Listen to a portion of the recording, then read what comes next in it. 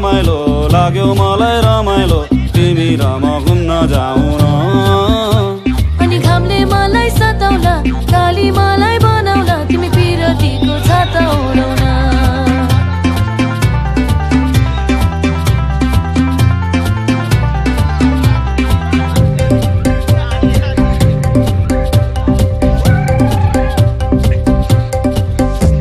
खोला जस्तै बगौ हामी पिरतीको तालैमा माछी मारौँ जालैमा हुन्छ कि नै हुन्न भन न